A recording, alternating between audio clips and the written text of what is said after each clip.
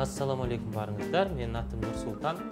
Азыркы учурда биз Кыргыз-Түрк Манас университетинде туризм жана мейманкана иштетүү жогорку мектебинин лабораториясында турабыз. Менин атым Нурсултан Сыдыков. Мен өзүм биякта магистрант болуп окуйм. Азыркы учурда Silk Road International мектебинде шеф-повар болуп иштейм. Бүгүн сиздерге биринчиден гороховый суп со цветной капустой жасайбыз, экинчисинен салат жасайбыз. Салатты дагы брокколи, цветная капусталарды колдонгонго аракет кылабыз.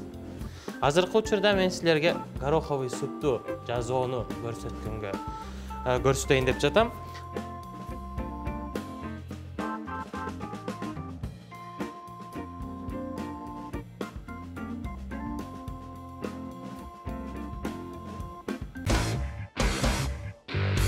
Азыркы учурда биз гороховый супту кечкиден эле сууга жууп туруп коюп коюшубуз керек.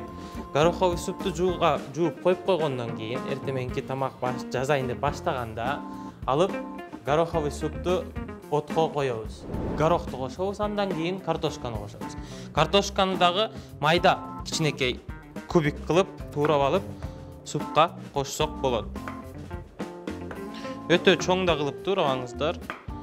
Мындай кичинекейден туурап алып, картошканы горохко кошобуз. Картошка бышканча биз анан кийин зажаркасын жасайбыз. Зажаркага бизге биринчиден сливочный май, суу майы, андан кийин савис, пияз, жана кичине перец, куркума, лавровый листи анан супка кошобуз. Мына бияктан дагы томатный паста керектелет. Зажаркага сависти чоркадан да өткөрсөк болот, бирок кичинекей кубик катар туурап койсок да болот.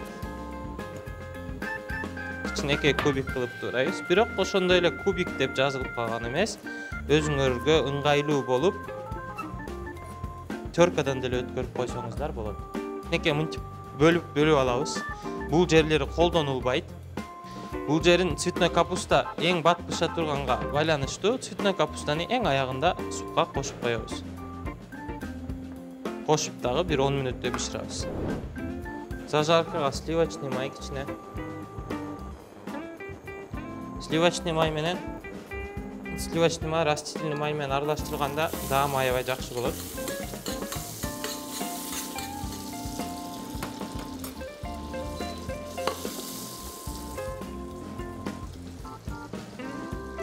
Пиязды кошобуз.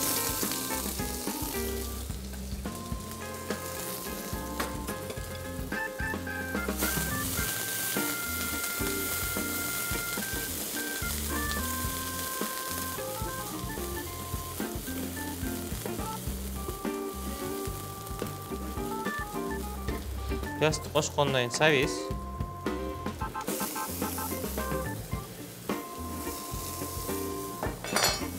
Сливочный май кошулган зажарканын жытыты менен сонун буркурайт. Азыр морковканы кичине кууруп алгандан кийин савис дагы өзүнүн согун берет. Анан кийин савистен кийин бияка томатный паста кошобуз. Томатный паста жок болуп калса, помидор деле кошуп койсоңуздар эч нерсе болбойт.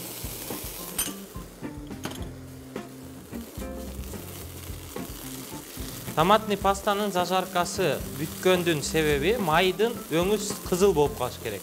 Майдын өңү кызыл болуп калганда зажарка томатный паста пассировка болду деп айтылат терминде.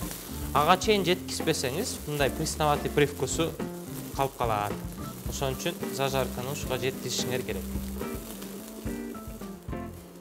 Көргөнүңүздөй майдын өңү кызыл болуп баштады. Мына четинде май аз колдонгонубуздан майдын өңү кызарып баштады. Бир аз туз, черный перец кошуп койсоңуздар болот, жана куркумадан кошуп койсоңуздар болот.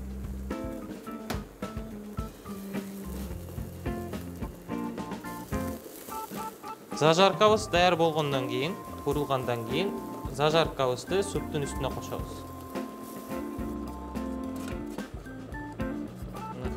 Көрүп атасыңар, суп өзүнүн өңүн алмаштырып баштады.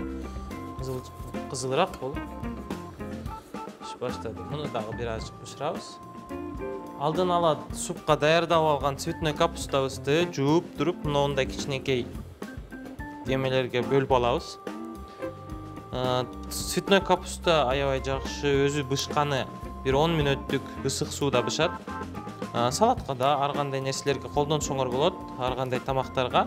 Азыр биз муну тамактын bir 10 мүнөт даярдыкка аз мүнөт калганда ошондо кошуп бышырабыз. Азыр цветной капустаны кошо берсек болот деп ойлойм.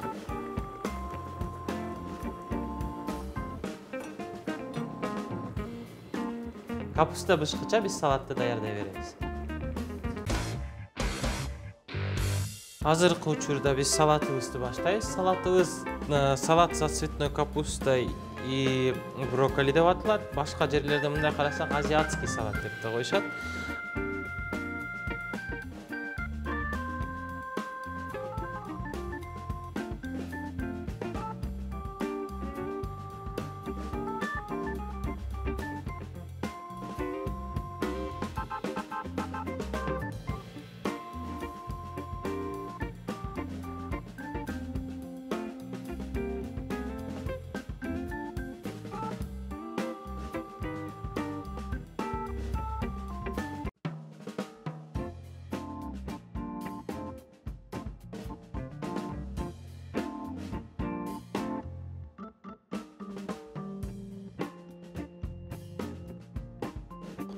Азыркы учурда булардын баарын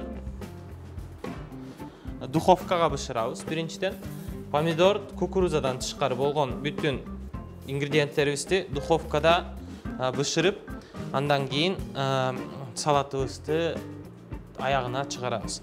Азыркы учурда мына брокколини көргөндөй, брокколини мындай майда-майда эмелерге бөлүп алабыз. Брокколини цветной капустаны мындай майдараак кылып алсаңар болот, өзүңөргө караштуу размерлерге бөлүү мүмкүнчүлүгү бар.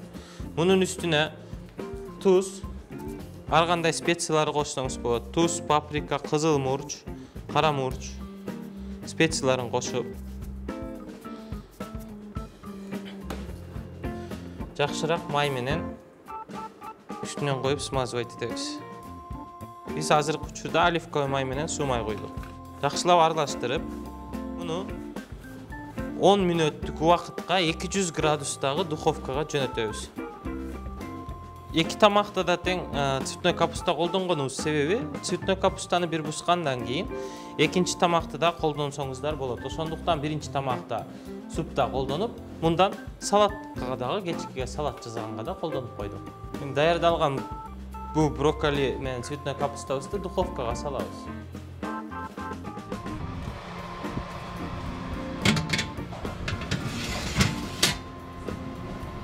Духовкада биздин цветной капуста менен брокколи даяр болгуча биз соусун жана башка ингредиенттерин даярдай берелик. Соус үчүн бизге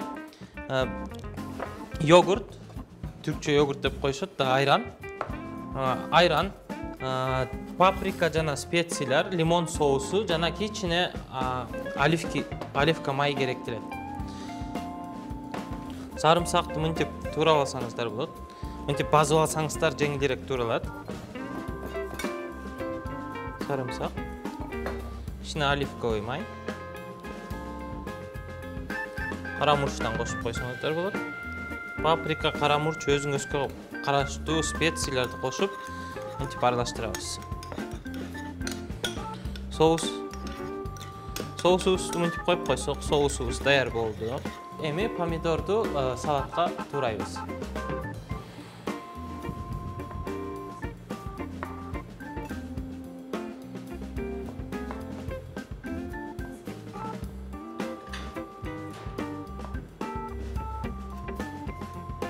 Сырды да туурап алабыз.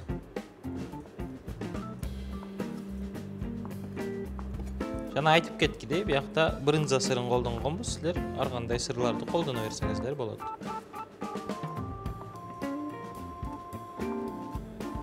Бул сыр менен помидор соусубузду даярдагыча духовкадагы цветной капуста менен брокколибиз даяр болуп калды. Азыр аларды алып чыгайлык.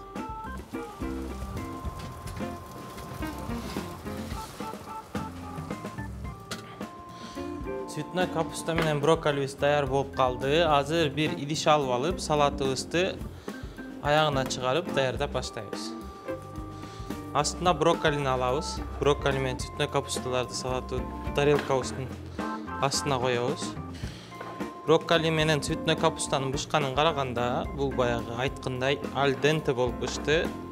Жарым-жартылай бышкан бир түрдө, до конца бышкан жок. Бул да витаминдеринин баарын сакталып калышын айтат.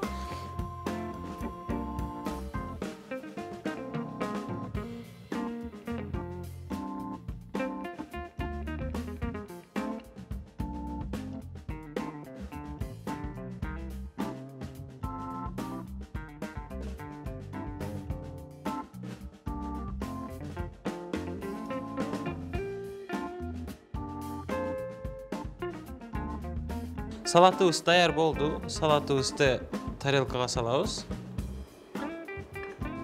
Украшение кылууга да кереги жок. Өздөрүнүн түстөрүн карасак, брокколи, цветной капуста бүт баары түстөрүн ачып, ар кандай түстө сонун бир салатыбызды даярдадык. Бул салаттын үстүнө кооздойм десеңиз, укроп, петрушка, ар кандай жашылчаларды коюп, кооздоп койсоңуздар болот. Ушул эле учурда азыр биздин супубуз даяр болуп калды. Супубузду куюп көрсөтүп коем.